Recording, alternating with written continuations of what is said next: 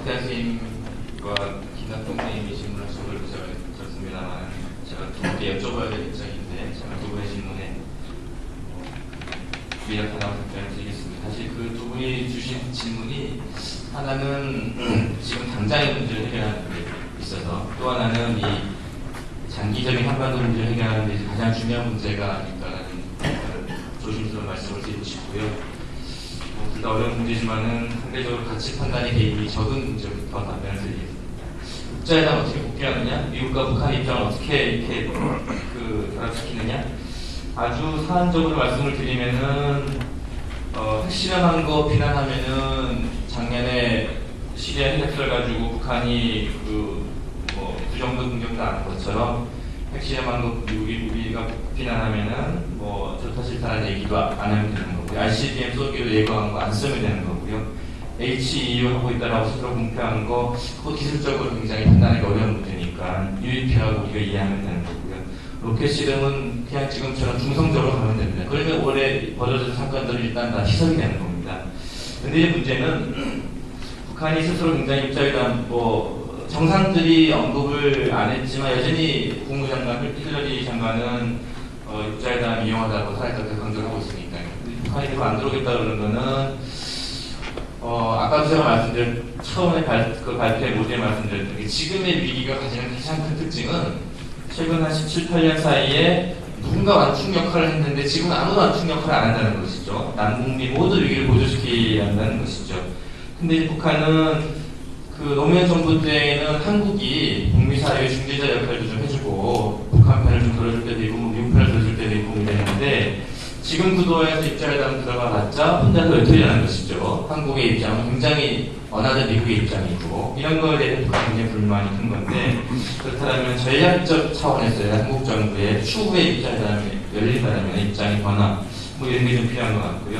그 다음에 또 하나는 육자회담이 궁극적으로 문제를 해결해 줄 거라고 생각하지 않습니다. 하지만 어쨌든 지금의 북핵 폐기의 플랜은 육자회담이 가지고 있습니다. 그렇다면은 오바마 정부가 로드맵을 제시하는 것이죠. 그러니까 미 국면이 지나서 육자회담과 양자 접촉을 일정 기간 동안 병행을 하고 지금의 플랜을 가지고 추후에 적극적 북미 방판의 협상이라는 큰 그림을 그려주면은 제한적으로 조건적으로 북한도 수긍하지 않을 가능성이 있지 않을까 생각을 해봅니다.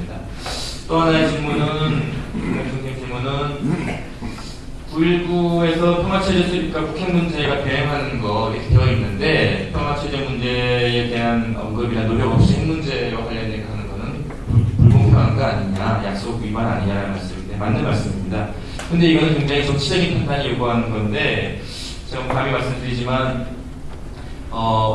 평화체제 문제와 핵 문제가 같이 가는 건 맞지만 평화체제라는 것을 어떻게 정의할 거냐의 문제이죠. 예를 들어서 평화체제 수립이라는 것을 현재 정전협정을 다른 걸로 대체하고 초보적인 합의를 하는 거라면은 당연히 맞는 말씀이고요. 지켜야 될 약속이고요. 평화체제 수립을 굉장히 적극적으로 해석을 해서 북미 간의 국교 정상화까지 포함하는 것이다. 그렇다면 지금 비춰지는 북한의 전략은 핵무기를 가지고 미국과 국교 정상화談판을 벌이는 건데 그렇게까지 적극적인 의미의 평화체제 수립이라고 이해한다면 핵무기의 해결과 같이 가는 것은 저는 불가능하다고 봅니다. 의도하든 의도하지 않건 평화체제 수립과 핵 문제가 이것에서 참 문제라고 보는데 지금 한국 사회에 어떻게 비춰지나 하면은 핵 문제, 평화체제 수립, 한미관계 이 세 개가 서로 엇갈려서 바퀴를 도는 겁니다.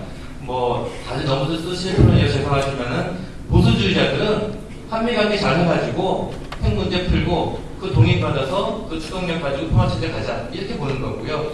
부인하든 시인하시는 그렇게 비춰지고 있죠. 반면에 진보주의자들과 리버럴들은 평화체제 문제, 핵 문제가 안 됐더라도 그대로 있더라도 지금 상태로 평화체제 문제를 앞장을 시작을 해서 그것이 핵 문제와 같이 가고 궁극적으로 한미관계를 변화시킬 수 있는 이런 앞뒤바퀴로 이해하고 있기 때문에 결과적으로 이건 굉장히 정치적인 분야의 문제이고 평화체제를 어떻게 해결할 것이냐, 정전협정을 단순히 대체하는 문제를 해결할 것이냐, 북미 간의 국교 정상화까지 해결할 것이냐, 그 사이에 굉장히 많은 선택들이 있는데 그걸 어떻게 우리가 접근하는가 이것도 역시 저는 굉장히 전략적인 분야입니다. 예, 감사합니다. 시간이 다 됐습니다. 지금 세 분 선생님 아주 좋은 그런 토론도 있었고요. 발표체도 있었습니다. 제가 여기까지만 보완하는 말씀을 드리면은 제가 이 외교안보 연구원에 들어와가지고 90년 초부터 거의 18년, 19년 동안 있으면서 평화체제 북핵 문제를 만나는 것 같습니다. 90년대 초반에 북한이 NPT를 탈퇴를 하고 나서 이 문제의 종국적 해결을 위해서는 조미 간의 직접 협상이 필요하고 또 그 안에서 평화협정이라는 걸 굉장히 중요시 여기고 있습니다. 그래서 이 문제를 잘 해야지 북핵 문제가 해결되겠구나라고 해서 당시에 굉장히 이런 문제를 많이 얘기하고 우리 나름대로 평화협정에 대한 준비도 많이 했었는데 전작 어느 단계가 되니까 제네바 합의가 만들어지는 단계가 되니까 북한 친구들이 레토릭상으로 평화협정을 했는데 별로 그렇게 큰 비중을 차지하지 않게 되더라. 그래서 제네바 합의를 보면 평화협정이라는 얘기는 나오지 않게 됩니다. 그리고 최근의 경우인데요. 북한이 2차 핵위기가 불발됐을 때 미국에 압살하려고 하기 때문에 우리가 핵무기를 개발한다. 그래서 이 문제를 해결하기 위해서는 말하자면 이 조미 간의 이런 문제를 해결해야 된다. 평화 문제가 해결이 돼야 된다. 잠정적으로 하여튼 이게 제일 중요한 문제다. 그래서 또 이제 평화 문제가 나오기 시작합니다. 미국의 적대 정책을 해소하는 방향으로 평화 문제가 제일 중요한 문제라고 생각합니다. 그래서 여러 논란을 거치다가 결국 이기 부시 정부가 들어서서 바로 이것을 정면으로 수용한 가운데 문제를 해결해 나가자는 것이 라이스 국무장관 팀이 만든 하나의 방안이었습니다. 그래서 2006년 초에 제가 알고는 2006년 4월인가요? 이 부시 대통령하고 푸신타오 주석과의 정상회담에서 부시 대통령이 미국의 뜻을 전해줍니다. 미국은 북한을 압살할 의도가 없고 북한과 평화협정을 체결할 수 있다는 것을 전해달라고 얘기를 합니다.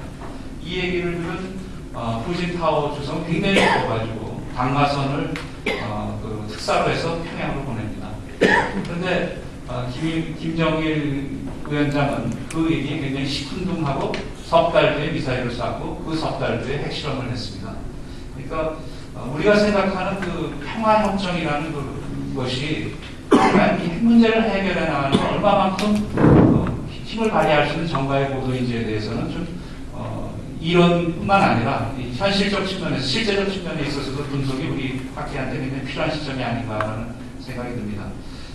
사실 지금 안보 위기 하고 있는데요. 저는 이런 가정을 갖고 있습니다. 만약 북한이 지금 현재 자신의 체제를 단속하고 정비하고 김정일 위원장의 건강이 이상이 오는 상황 속에서 빨리 하여튼 체제 정비를 하면서 후계국을 만들어야겠다는 상황 속에서 현재 일이 벌어지고 있다는 그 가정이 맞다면은 그래서 대결국상도 만들고 있고 대외위기상도 만들고 있다는 가정이 맞다면 저는 북한도 굉장히 신중할 거라고 생각합니다. 미사일도 쏘고 핵실험도 하지만은 남쪽에 대한 도발은 상당히 어렵다. 그러니까 군사적인 충돌을 원치 않기 때문에 굉장히 발언을 강경하고 굉장히 그런 안보의 위기 상황 지수를 높여가고는 있겠지만은 실질적 행동으로 나서기는 이게 쉽지 않겠느냐라는 나름대로의 그냥 가정을 하고 있습니다. 그래서 지금 개성공단에서 벌이고 있는 저는 국상 과정도 봐도 북한이 원하는 것은 정말 남북 간의 그런 충돌은 아닌 것 같다라는 그런 생각을 가지면서 앞으로 또 2부 순서가 더 재미있는 또 토론들을 나오고 더 많은